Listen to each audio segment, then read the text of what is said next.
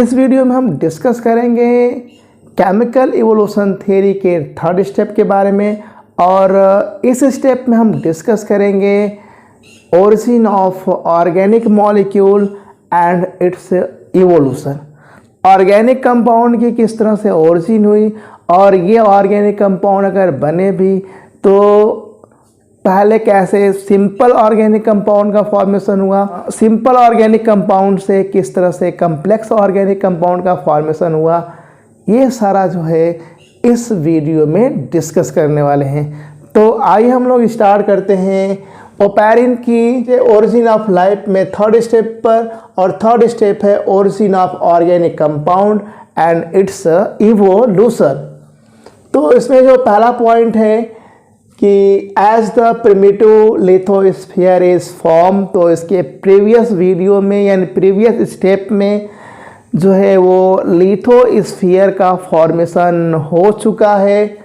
अगर जो बच्चे डायरेक्ट इस थर्ड स्टेप्स में आए हैं उनसे रिक्वेस्ट है कि वो जाकर के पहले सेकेंड और फर्स्ट जो स्टेप्स है उसको पहले देखें। तो as the primitive lithosphere is formed, the surface of earth becomes solid। तो ये बात तो समझ में आती है कि जैसे ही इनऑर्गेनिक कंपाउंड जब सॉलिडिफाइड हुए तो लिथोस्फीयर का फॉर्मेशन किए, और due to high temperature in core iron and nickel which exists in molten lava came out by puncturing lithosphere and cover whole the lithosphere। तो जैसा कि इस स्टेटमेंट में बोला गया है कि लिथोस्फीयर बन चुका है, कोर का टेम्परेचर बहुत ज़्यादा है, और आयरन और निकल जैसे जो मेटल जो है वो मोल्टेड फॉर्म में प्रेजेंट है कोर रीजन में। और ये क्या किए कि ये मोल्टेड जो लावा है वो लिथोस्फीयर को पंक्चर करके स्फीयर की सरफेस पर आए, और सरफेस पर आकर के पूरे लिथोस्फीयर को क्या कर लिए, कवर कर लिए। तो इस तरह से पूरा जो लिथोस्फीयर है वो मोल्टेड जो लावा है निकिल और आयरन का पूरा कवर हो गया। When nitrogen, carbon, oxygen, etc. etc. atom came in contact with this hot molten lava, they form nitride, carbide and oxide in primitive atmosphere। यहाँ पर समझ सकते हो कि यहाँ पर समझा देते हैं, जैसे कि ये है कोर, अर्थ का कोर है जिसमें कि आयरन और निकिल प्रेजेंट है, ये मेंटल वाला पोजीशन है, ये है कोर, ये है मेंटल, और ये जो है वो है लिथोस्फीयर, और इधर जो है वो है एटमॉस्फेयर। तो जब ये आयरन और निकिल के जो लावा जब ये अर्थ सरफेस पर आए, अर्थ लिथोस्फीयर पर आए, लिथोस्फीयर को पंक्चर करके, तो ये पूरा इस लिथोस्फीयर को कवर कर लिए।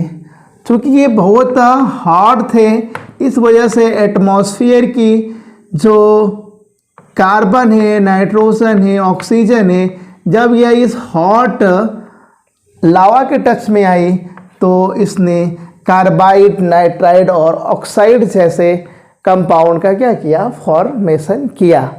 तो इस तरह से ये सब कंपाउंड जो है वो फॉर्म हुए। वही यहाँ पर बताया गया है कि नाइट्रोजन, कार्बन और ऑक्सीजन के एटम जब ये हॉट मोल्टेड लावा के टच में जब आए तो इन्होंने नाइट्राइड, कार्बाइड और ऑक्साइड का फॉर्मेशन किया। As the temperature more down, water vapour condense into liquid and fall in the form of rain at hot lava, which immediate converted into water vapor। This process run continuously at millions of years, and as the temperature came near 100 degrees Celsius, water start exists as a liquid and a huge primitive ocean was formed at the lithosphere। तो इस step में बताया गया है कि जैसे temperature और नीचे आया, वाटर वेपर जो कि अभी सुपर हीटेड फॉर्म में प्रेजेंट थी, वो जो है वो कंडेंस होकर के लिक्विड में कन्वर्ट हुई और लिक्विड में कन्वर्ट होने के बाद वो लार्ज अमाउंट में रेन का फॉर्मेशन की। क्योंकि जब ये वाटर वेपर, जब ये रेन इस हॉट लावा के टच में आए तो वो इमीडिएटली जो है वो क्या हो गए, इवापोरेट हो गए। इवापोरेट होने के बाद वो फिर से एटमॉस्फेयर में चले गए और ऐसी कंडीशन जो है वो मिलियंस ऑफ ईयर तक चली। वाटर कंडेंस हुआ, रेनफॉल हुई और वो हॉट लावा से टकराकर फिर से वो वाटर वेपर में कन्वर्ट हो गई और इस तरह से धीरे धीरे होते होते अर्थ जो है उसका टेम्परेचर जब लगभग 100 डिग्री सेल्सियस के आसपास जब आया तो अब वाटर जो है वो स्टार्ट करना शुरू कर दी, लिक्विड के फॉर्म में रहना। किस पर? लिथोस्फीयर पर। इस तरह से ह्यूज अमाउंट में वाटर जो है वो क्या, रेन के फॉर्म में लिथोस्फीयर पर जमा हुई और इस तरह से प्रिमिटिव ओशन का क्या हुआ, फॉर्मेशन हुआ। Rain stops but lightning continue. तो प्रिमिटिव इन्वायरमेंट में जो है वो जब ये लिक्विड फॉर्म में आया तो रेन जो है वो स्टॉप हुई और लाइटनिंग जो है वो कंटिन्यू चलती रही और उसी प्रिमिटिव ओशन में जो है लाइटनिंग के इफेक्ट से सिंपल जो अमीनो एसिड है, ऑर्गेनिक एसिड है, एल्कोहल, कीटोन, एल्डिहाइड का फॉर्मेशन हुआ उसी प्रिमिटिव ओशन में। तो कार्बन और हाइड्रोजन से हाइड्रोकार्बन बने। हाइड्रोकार्बन जो है वो हाइड्रोकार्बन में सैचुरेटेड और अनसैचुरेटेड हाइड्रोकार्बन बने। अनसैचुरेटेड हाइड्रोकार्बन में एल्किन और एल्काइन बने, जिनका कि वाटर वेपर के साथ जो है वो क्या रिएक्शन हुआ और ये वाटर वेपर के रिएक्शन के बाद इन्होंने ऑक्सी और हाइड्रोक्सी टाइप के ऑर्गेनिक कंपाउंड का फॉर्मेशन किया। ऑक्सी और हाइड्रोक्सिक कंपाउंड के फॉर्म में जो है वो कीटोन बने, ईथर, एल्कोहल, एल्डिहाइड और ऑर्गेनिक एसिड बने। इलेक्ट्रिक डिस्चार्ज होने की वजह से ये सभी जो है, इन सभी से जो है वो अमीनो एसिड, एल्लिन, ग्लाइसिन और सिंपल शुगर, प्यूरिन और पायरिमिडीन जैसे बेस बने। तो जैसे ही सिंपल ऑर्गेनिक कंपाउंड का फॉर्मेशन हुआ, all this simple organic compound in process of polymerization reaction form complex organic biomolecule का फॉर्मेशन किए। जैसे कि सिंपल शुगर जो है वो पॉलीमराइज होकर के ओलिगोसेक्राइड और फिर पॉलीसेक्राइड में स्टार्च, सेलुलोज, ग्लाइकोजन, इस तरह के कम्प्लेक्स बायोमॉलिक्यूल का फॉर्मेशन किए। अमीनो एसिड से ओलिगोपेप्टाइड, पॉलीपेप्टाइड और कम्प्लेक्स प्रोटीन का फॉर्मेशन हुआ। फैटी एसिड और ग्लिसरॉल से लेसिथिन एंड सिफेलिन जैसे फैट का फॉर्मेशन हुआ जो कि प्लाज्मा मेम्ब्रेन का पार्ट बना। प्यूरिन, पायरिमिडीन और फॉस्फोरिक एसिड न्यूक्लियोसाइड, न्यूक्लियोटाइड और फिर पॉलीन्यूक्लियोटाइड में आरएनए, प्रोटीन और डीएनए का फॉर्मेशन किए। उस समय ऑक्सीडेशन एंड प्यूट्रिफिकेशन यानी कि सड़न not occur in this molecule. ये मॉलिक्यूल बनने के बाद वाटर में जो है वो उसी तरह से पड़े रहे, इनका ऑक्सीडेशन और प्यूट्रिफिकेशन नहीं हुआ क्योंकि उस समय प्रेजेंट इन्वायरमेंट में ऑक्सीजन और डिकम्पोजिंग जो ऑर्गेनिज्म जैसे बैक्टीरिया जो थे वो एब्सेंट थे उस समय, इसलिए ये सभी मटेरियल जो है वो रिमेन डिसॉल्व रहे प्रिमिटिव ओशन के वाटर में। तो इस तरह से सिंपल ऑर्गेनिक मटेरियल से अब जो है वो कम्प्लेक्स ऑर्गेनिक मटेरियल बन गए और जो कि डिसॉल्व रहे उस प्रिमिटिव जो ओशन है उसी में डिसॉल्व फॉर्म में बने रहे। अब इसको एक्सपेरिमेंटली प्रूव करने के लिए कि किस तरह से ऑर्गेनिक और इनऑर्गेनिक मटेरियल से जो है वो सिंपल ऑर्गेनिक कंपाउंड का किस तरह से फॉर्मेशन हुआ, इसके बहुत सारे एक्सपेरिमेंट किए गए, जिसमें कि पहला एक्सपेरिमेंट जो है वो यूरे एंड मिलर एक्सपेरिमेंट है, जो कि बहुत इंपॉर्टेंट एक्सपेरिमेंट है और मोस्ट ऑफ एग्जामिनेशन में जो है इसके बारे में जो है ज़रूर पूछा जाता है। तो इस पर बहुत सारे क्वेश्चन होते हैं, नीट में भी आते हैं। तो ऑर्गेनिक एंड इनऑर्गेनिक मॉलिक्यूल के कम्बिनेशन से किस तरह से सिंपल ऑर्गेनिक कंपाउंड का फॉर्मेशन हुआ, इसके डिमॉन्स्ट्रेशन के लिए यूरे एंड मिलर ने एक्सपेरिमेंट करा था। तो वो एक्सपेरिमेंट क्या है, आइए देख लेते हैं। तो Urey and Miller experiment, objective इसका क्या था, to find out the formation of simple organic compound from methane, ammonia, hydrogen and water vapour. तो थियरी में अगर थियरी की बात करें, इसको हमने जो है एक एक्सपेरिमेंट के फॉर्म में कन्वर्ट कर लिया है। तो थियरी की बात करें तो ऑर्गेनिक कंपाउंड ऐसे कंपाउंड होते हैं जो कि हाइड्रोकार्बन या इसके डेरिवेटिव होते हैं, और ये स्पेशली इनमें जो है carbon, hydrogen, oxygen, sulphur, nitrogen और फॉस्फेरस होते हैं, प्रेजेंट होते हैं। तो ये थी थियरी। इसके बाद रिक्वायरमेंट की बात करें तो इस एक्सपेरिमेंट में जो कौन कौन से इंस्ट्रूमेंट रिक्वायर हुए थे, तो पहला जो रिक्वायरमेंट था वो है 1/2 लीटर एंड 1/5 लीटर फ्लास्क था, 2 टंगस्टन की इलेक्ट्रोड, 10,000 वोल्ट की एक बैटरी जो कि 800 degree Celsius and lightning create करने वाली थी, एक कंडेंसर था जो कि वाटर वेपर को कूल करने के लिए लगाया गया था, 2 ग्लास ट्यूब थी जो कि फ्लास्क को कनेक्ट करने के लिए लगाई गई थी। तो वो फिगर में जो है वो देख सकते हैं कि किस तरह से ये ग्लास ट्यूब जो है वो दोनों फ्लास्क से कनेक्ट है, तो वो फिगर में देख सकते हैं।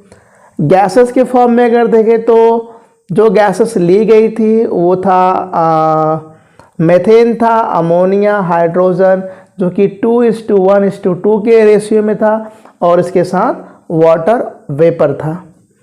और पूरे सिस्टम को जो अप्लाई किया गया था वो 1 वीक तक अप्लाई किया गया। प्रोसीजर क्या था, कैसे इसके एक्सपेरिमेंट का प्रोसीजर क्या था कि टेक बोथ द फ्लास्क, पहले दोनों फ्लास्क लेते हैं और इसको जो है दोनों ट्यूब से जो है वो फिगर के अकॉर्डिंग जो है वो कनेक्ट करा लेते हैं। Take water in small flask में वाटर लेते हैं and all gases in large flask. तो जितनी भी गैसेस थी मेथेन, अमोनिया और हाइड्रोजन, उसको लार्ज जो फ्लास्क है उसमें रखते हैं। इससे पहले कि इस गैस को रखने से पहले पूरे जो सिस्टम से जो है वो वैक्यूम पंप के थ्रू जो होती है सारी एयर निकाल दी जाती है, क्योंकि प्रिमिटिव इन्वायरमेंट में एयर नहीं थी, इसलिए पूरा सिस्टम जो है वो क्या एयर प्रूफ था।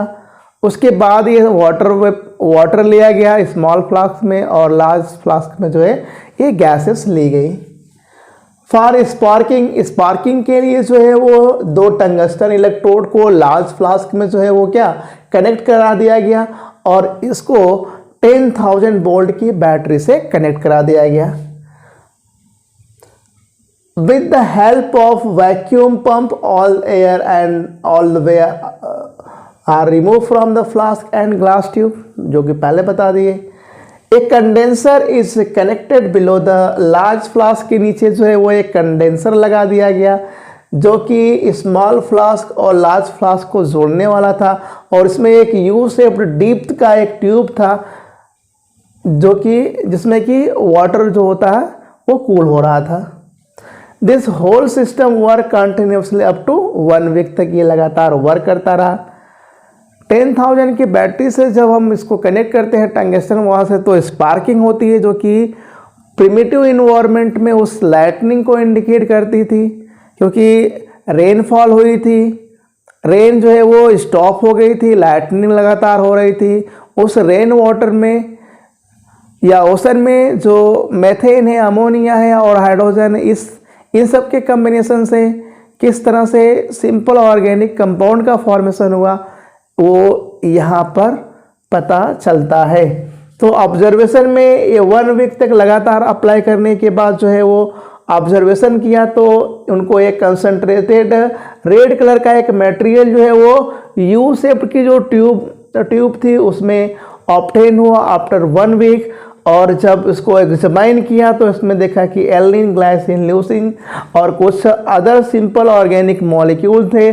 सिंपल ऑर्गेनिक कंपाउंड का फॉर्मेशन हुआ ऑर्गेनिक और इनऑर्गेनिक मॉलिक्यूल के कम्बिनेशन से। उसका रिप्रेजेंटेशन जो है इस तरह से हो गया। क्योंकि यह जो इंस्ट्रूमेंट है बिल्कुल काफ़ी हाई वोल्टेज की एनर्जी और टेम्परेचर वाला था, तो इसलिए इस पूरे इंस्ट्रूमेंट को स्पार्किंग एक्सपेरिमेंट भी कहा जाता है। तो ये मिलर और यूरेका एक्सपेरिमेंट ने बल्कि स्पार्किंग एक्सपेरिमेंट से भी यह फेमस है। इसी तरह के और एक्सपेरिमेंट किए गए हैं जो कि आगे हम लोग देखते हैं। यूरे एंड मिलर जैसा एक्सपेरिमेंट जो है वो कैल्विन एंड मेल्विन ने 1951 में किया, जिसमें उन्होंने सिंथेसाइज किया फॉर्मिक एसिड का, सक्सिनिक एसिड का और ऑक्सैलिक एसिड का अपने साइटोट्रॉन इंस्ट्रूमेंट की हेल्प से। Monomer of simple organic compound get polymerize to form complex organic compound such as starch, glycogen, cellulose, fatty acid, nucleic acid and protein. सब बने ये सब कम्प्लेक्स मॉलिक्यूल पॉलीमराइजेशन से, जिसको कि पहले ही बता दिए।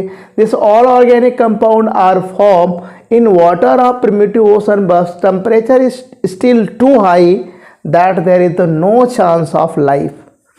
तो अभी लाइफ का कोई चांस नहीं है क्योंकि टेम्परेचर बहुत ज़्यादा है। हेल्डन ने इस और कम्प्लेक्स ऑर्गेनिक जो कंपाउंड थे वाटर में, उसको उन्होंने हॉट डाइल्यूट सोप नाम दिया या प्रीबायोटिक सोप नाम दिया। तो इस तरह से नंबर 3rd स्टेप तक आते आते जो है वो प्रीबायोटिक सूप या जिसको बोलते हैं हॉट वाटर सूप का जो है फॉर्मेशन हो गया। तो आज के इस वीडियो में इतना ही। जाते जाते आपसे जेंटल रिक्वेस्ट है कि अगर वीडियो अच्छी लगे तो लाइक, सब्सक्राइब और कमेंट करिए। मेरे चैनल को सब्सक्राइब करिए और दूसरों को शेयर करिए ताकि अधिक से अधिक लोगों तक ये वीडियो पहुँचे। Thank you very much for watching.